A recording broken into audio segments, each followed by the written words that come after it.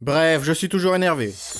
C'était le matin, je me suis réveillé. Qu'est-ce que ça me fatigue de dormir. Je suis parti me laver le visage énervé. J'ai ouvert l'eau, trop chaud. J'ai ajouté de l'eau froide, trop froid. J'ai mis au milieu, trop tiède. J'ai décidé de ne pas me laver aujourd'hui. Je me suis assis sur le canapé, mais le canapé était trop lit. Et merde. J'ai commandé à manger, j'ai attendu, mais le livreur n'arrivait pas. C'est toujours comme ça avec eux. J'ai écrit au support technique pour me plaindre, mais ils m'ont dit que la commande a été passée il y a seulement 6 minutes. Et alors, le client a toujours raison, même s'il a tort. Il est arrivé, je l'ai regardé d'un air énervé. Il était trop heureux. J'ai mangé, je devais me promener. Je me suis assis sur un banc. Tous ces gens autour de moi qui se promenaient, trouvaient un travail, les feignasses. Puis j'ai pensé que j'étais moi-même un feignant. Oui, mais moi je sais que je suis un feignant. Oh, j'étais trop énervé. Je suis rentré, j'avais besoin d'une sieste. Mais Cyril est arrivé. Qu'est-ce qu'il m'énerve. Je n'attendais personne aujourd'hui. Il m'a dit qu'on s'était mis d'accord 2 jours avant. J'étais énervé. Contre moi d'il y a 2 jours. Pourquoi j'avais accepté. On est parti dans le salon et il m'a proposé de jouer à la console. Et voilà. Le pauvre est venu me voir parce qu'il n'a pas de console chez lui. Il m'a dit que c'était juste plus amusant de jouer ensemble. Mais bien sûr. Regardez ce bon à rien m'énerver. J'ai joué avec lui juste pour qu'il dégage plus vite. J'ai lancé UFC. Il en a gagné 1, 2, 3. Mon énervement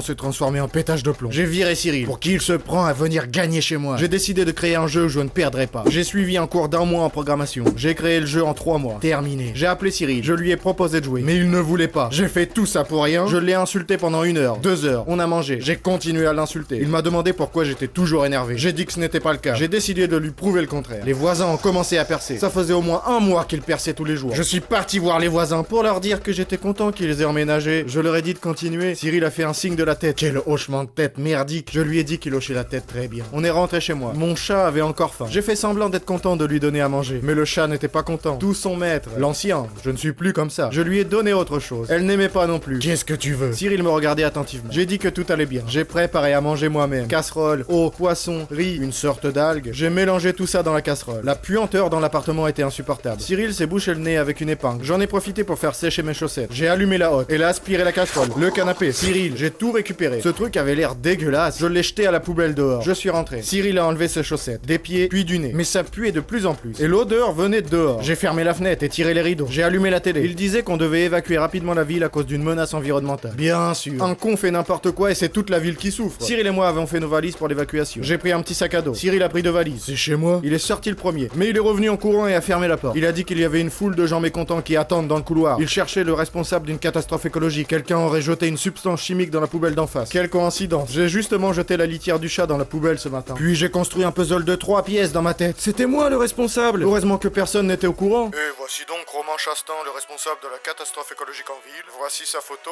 il vit à l'adresse... J'ai éteint la télé. Merde, on frappait violemment à ma porte. Oh non, maintenant toute la ville m'en voulait. Que dois-je faire? Je pouvais baisser mon pantalon et courir. Un réflexe inutile. Les gens frappaient à ma fenêtre. Alors que je vis au 9e étage. Et tout ça parce que je suis toujours énervé pour rien. Je n'avais pas d'autre choix que de m'excuser. Et ils ne m'ont pas pardonné si facilement. Tout un mois de travaux d'intérêt général à nettoyer la ville. Et ça faisait 1 semaine que je nettoyais la ville. Mais maintenant, je n'étais plus du tout énervé. Merde, un idiot a acheté les ordures devant la poubelle. Quel porc! Pardon, cela peut arriver à tout le monde.